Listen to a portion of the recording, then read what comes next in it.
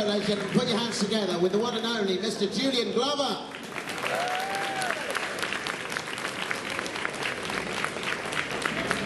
Right, this is very nice. So we're here to do a little impromptu Q&A with all of you good people for about 15 minutes or so. So we're going to throw it straight over to the floor. If you've got a question, put your hand up and then shout it nice and loudly. Because I don't think we've got another mic to rove out there, so yeah, if you do have a question, then put your hand up too. Oh, you've got a camera there. Julian's not switched on at the minute. Who's got a question to kick things off? Can you hear me? Yes, this young man down here. I'm going to Can come you over hear here. me? No, you can't hear me. Can you hear me? You sound quite good, Julian. Very quick to You could be a bit louder. Yes, go ahead. I'm very, very deaf, completely deaf in my left ear. So everything will have to be translated, probably by Warwick. Any question you give to me, okay? I understand that? Great. Thank you, Julian. I'm going to run the mic down here so this gentleman can ask his question. Are you in any of the new Star Wars films? Okay, are we in any of the new Star Wars films? I was a little bit in episode 7, just a little tiny glimpse. You have to look very carefully in Maz's castle sequence to see me. But otherwise, I can't answer that. No. There you go. That's that one, okay. Have you got a question down here? My problem, of course, is that, you know, I always get, because I play these villains, saying to Warwick earlier on, I can't play villains, I never do the sequel, but I always get killed. So, that's your answer. But I was saying he has some brilliant deaths, though, doesn't he? So, have you got a question? Yeah, okay. How did you become an Ewok? How did I become an Ewok? My grandmother heard a radio commercial in which they were looking for short people to be in Star Wars. And my mum phoned the studio, they said, come and have a meeting. I went up and they measured me out for a costume, and that was it. I didn't have to do any sort of audition. I just got the part because I was the right height for the job. What about you, Julian? How did you get your break in Star Wars? Because I'm such a fine actor. Of course. That goes without saying. No, I'll tell you, it's pure nepotism. I happen to live next door to Robert Watts, who is the co-producer on Star Wars and Indiana Jones and the Last Crusade. And on Star Wars, he said, we were talking over the fence, as it were. He said, I'm doing this film. Oh, sequel to Star Wars. Oh, that's exciting. I've got a few days, a little part in it. I don't know if you want to play it. I said, no, yeah, why not? Any works. Very good for me, thank you very much indeed. So I went along for £25 a day, did five days on Star Wars, had no idea what would happen with it. And in my opinion, nothing to do with me, of course, in my opinion, The Empire Strikes Back is the finest of all the films that have been made so far. I really do mean that. Nothing to do with me being in it. However, quite a lot to me being good in something is Indiana Jones. I know I was good in that, and that is a simply magnificent film on many, many levels. Anyway, that's the short answer to your question. Thank you very much. Next question, please. Anyone over here? You got a question? You have. Okay. Did I like playing the character? Well, as actors, yeah, I mean, it is. What we do is we get up on stage or we go in front of a camera and we play characters, and I love doing that. I'm sure Julian will agree. It's something that is kind of in you, and you love doing it. What's the question? Do you like playing the characters that you play? Oh, well, as long as I'm paid to do it. That does help. Yeah, they depend. I mean, it depends on the nature of the script, etc., etc. But yes, generally, when you play somebody like Walter Donovan in Indiana Jones, and a lot of nasties I played, I always argue that it's my argument that you can only play nasties if you're a really nice person, and I'm sticking to that. Brilliant. Right, who's got another question? Let's go over here. Yes, you, sir. What was your favourite scene in Star Wars films? A favourite scene that I was involved with, or just in all of the films? Favourite scene from Star Wars, Julian, that you know, we might not have been in the scene, but a favourite scene. Let me think now. I like the trash compactor in The New Hope. I thought that was cool, especially when I was a kid. I used to really like that kind of, the idea that things were living under the water in there as well. I like the sequence, is it in Empire where they hide in the asteroid and it happens to be a worm thing? Yeah, I quite like that. Don't know, any favourites? Well, I can only say I've seen all the films, including the last one, which Warwick was in, as he may have mentioned. I can only say that my favourite scenes in the Star Wars movie were pretty well every scene that Alec Guinness was in. There was such, he's not just a good actor, he had such wonderful gravitas. He really centred the early films. That character was such a strong, wonderful creature. He really centred them, and I must tell you a quick story about that. Can I? Alec, frankly, didn't enjoy doing the Star Wars films very much, though he did them so well. He was in New York a couple of years after the first one, and a woman came up with a little girl and said, "I'm sorry to interfere with your privacy, Sir Alec, but can I have your autograph? Can my daughter have your autograph? Because she's 8 years old and she's seen the first Star Wars film 6 times. And Alec said, "I will give her my autograph if you promise me that she never sees it again."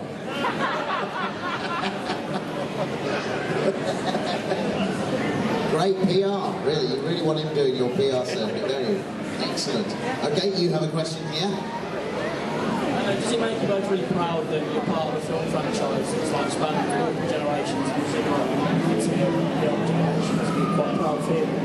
Well, it's funny, you know, getting involved with Star Wars, as I did, and I'm sure in the way that Julian did, you don't really realise that it's going to have so much impact on your life and your career beyond that. I mean, if I look back to Return of the Jedi, that was 35 years ago, and I'm still talking about the film as if it was something I did last year. You know, it's incredible, it's phenomenal. And there aren't many things like Star Wars that will have that much life and be thought about in such high regard for so many years.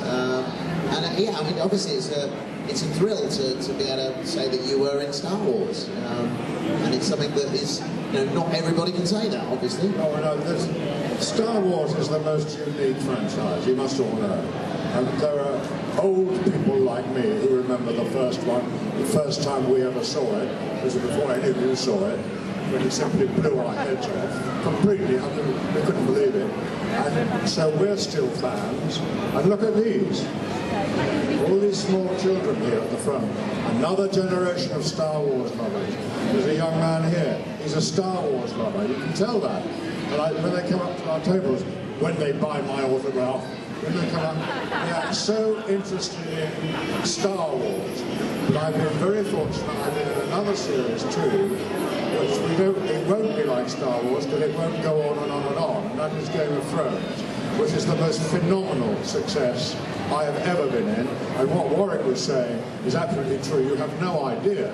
I was in at the very beginning of this Game of Thrones, the very, very first episode, and we hoped it was going to be all right. You know, because it promised very well.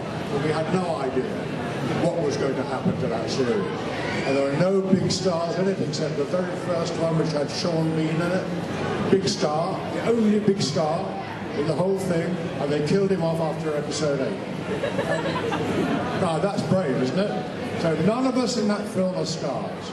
They are now.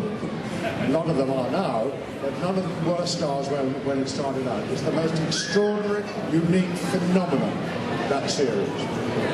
So those are my opinions. Very good indeed, sir. Very good. Right, let's have a question from... You haven't had a question yet, have you? What's your favourite lightsaber battle?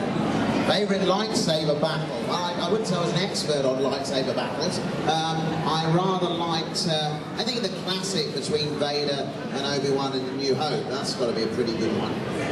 I like that. When he dies a bit like the Wicked Witch of the West, goes into his cape. He didn't scream "I'm melting" though, I don't think, if I remember that. But the Darth Maul Obi-Wan Qui-Gon fight's quite a good one, isn't it? Do you have a favourite? No, not really. See, you should have thought about that before you asked the question. But that's fine. That's fine. Okay, let's have a question from... See, all the youngsters are getting involved here. Mums and dads back there are not asking anything. You, sir. What's your favourite character in all of the films? Favourite Star Wars character, Julian? Apart from your own, obviously. And mine. What's the name of that in the last film? Which one? Funny little woman with the glasses. Maz. What's her name? Maz. Yes. She takes her glasses off only once. Yeah. That's my favorite. I think she is that character is the one that really makes that film properly work. Apart from all the wonderful things that other people have done there too. And that character is the most original piece of mock-up person I've ever seen in my life. I think it's brilliantly played and wonderfully made up. That's the short answer. Very good. I haven't answered it yet, and I don't know. I was trying to kind of give myself a bit of time. I mean, Han Solo's a great character. I think a lot of us want to be Han Solo, don't we? You know, he's a bit of a scoundrel, he gets the girl. You know, it's the perfect character, really, isn't it? The hero.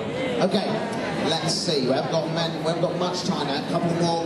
Let's have 3 more really great questions. Okay, these have got to be the best of the day. Have you asked one yet? No. What's your favourite Star Wars film? Favourite Star Wars film? I think I'm going to go with Julian. Empire Strikes Back, followed closely by Force Awakens for me at the moment. Julian's definitely Empire. No, the first Star Wars, what was that called? New Hope. Thank you, New Hope and Empire Strikes Back and number 7, whatever that was called. Force Awakens. What about you? Empire Strikes Back. Empire Strikes Back. Very good indeed. Young lady here, Jedi in training. What question did you want to ask?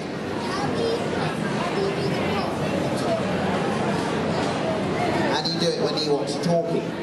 Well, you know, the funny thing is, an Ewok mask was a totally inanimate thing, okay? So, for example, when you see something like The Force Awakens, many of the creatures are animatronics, so they're filled with lots of servos and things to allow the face to be totally animated.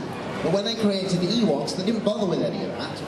So simply, it was a face. It was totally inanimate. We had to bring it alive by moving our bodies around, moving the heads, just keeping the character alive. Fortunately for me, I was able to get my own tongue through between the teeth. So when you see Wicked's tongue, it's actually my tongue that I was able to get through. But what it did, it really just brought the face to life. And they were able to insert, very cleverly, some dialogue in there, created by Ben Burt, that really brought the character to life. So essentially I wasn't doing any talking, I was just sort of waggling my tongue about, and then they were able to add the dialogue and bring this character to life for you guys on the screen. But it is interesting when you think back to that film and think about the characters of the Ewoks. They work, but we kind of don't really know why they work, because they are inanimate faces. And it's just about the body movement and everything else that kind of brings them to life, and the sounds that they make. The rest of it is in our imaginations, which is really clever, isn't it? Okay, good question. We've got time. On the contrary, my character, I decided I didn't want to be seen, so I got Dave Prowse to do my tongue. Great stuff. Right, 2 more then. It's going to be the best questions of the afternoon. Here we go, no pressure. Who do you think shot first, Han or Greedo? Who shot first, Han or Greedo? His shirt says Han shot first. Do you remember that moment? In the first Star Wars film, there was a moment in the cantina where Han and Greedo are having a chat, and then Greedo gets shot. Do you think Han shot him, or do you think Greedo went to shoot first, and then... Haven't the faintest idea. Yeah, but you don't care, do you? You don't care. I do care. I do care. Now you put it to me, I do care. But at the time, I didn't. I don't know. Let's have a show of hands here, okay? So firstly, Han shot first, and Greedo shot first. It's Han, isn't it? Everyone thinks Han. Yeah. So did Greedo start to move the gun at all, or did you just think, oh, I'm fed up with him? What's that? Greedo shooting the special edition one, because they were worried that Han shooting like a bad person. Just like a sicko. Yeah. Because, I'm related to Greedo, because in episode 1 I played Wold, and I think Greedo's a cousin, so I was a bit upset by this. I don't like your shirt. Okay, this is the last question. Who's going to ask it? Julian, you choose, and I will take the microphone to them.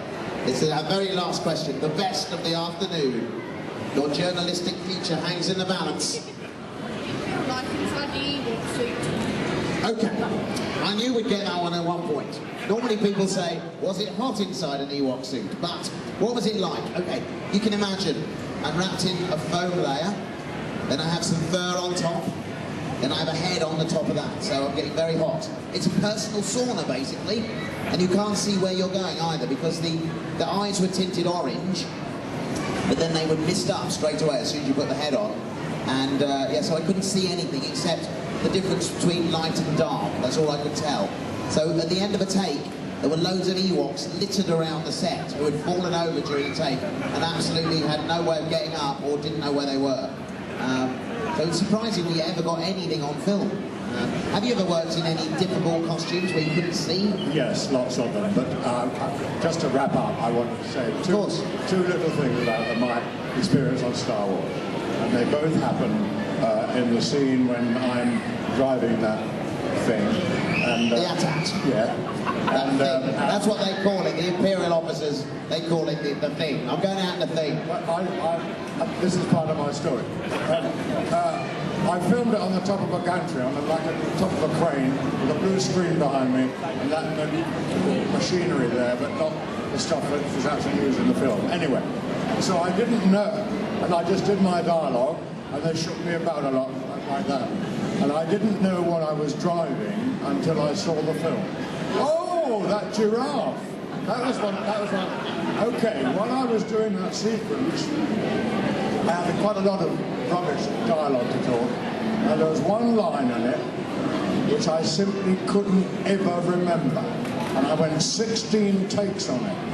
And everyone was very patient with me, but they got less and less patient as I got to 15 and 16. I got it on 16. And the line, you will understand why it was so difficult for me to remember it, was target the main generator. And you couldn't remember that? Couldn't remember it! Did anything else come out instead, or nothing? Nothing happened? 15 times. That's my little experience of Star Wars. Target the main. No wonder I wasn't in the next one. And I can just imagine the officers. Julian refers to it as a giraffe. Vader, have you got the keys to the giraffe? I'm just going to pop down the shop. It's brilliant. You didn't know what you were driving. That's I had no idea what I was driving. It's a phenomenal, huge machine. Because it's just a blue screen behind. Brilliant. Of course, none of the stuff in between which you saw from the outside. I was really delighted that I was driving such a wonderful. It is true, though. I mean, when you are an actor in these sorts of films, that on many occasions you do not realise the spectacle of what you're going to be involved with until you actually sit in the cinema and watch it for the first time. And realise. Sometimes you're in a scene you think it's all about you, and you see the film and it's about Warwick Davis. Thank you, Julian. Just before we finish... It's a tribute to your acting. I appreciate it. Just before we finish, just to let you all know, if you are still here at 5:30 today, I'm putting on a very special screening in the cinema here behind us on Return of the Ewok. And you might have heard about this as part of Star Wars folklore, but indeed it is a 20-minute film made by the brilliant David Tomlin, who was the first assistant director on Return of the Jedi. And it's the fictional story of how I got the part in Return of the Jedi. It's a wonderful film. There are no copies of it anywhere, and I'm going to show the whole thing later on. Everyone's in it: Mark, Harry, Harrison, Yoda's in it, and of course Wicket is in it. He's the star of the show. But if you do have a chance to stay here and see that, I'll be doing the Q&A after it, all about it. If you want tickets, go to the Little People UK table in the Planets area, and you can buy tickets. All the money's going to the charity today, so we can see you there. Anyway, thank you very much for listening. Julian Glover, everyone, thank you. And may the force be with you. Cheers.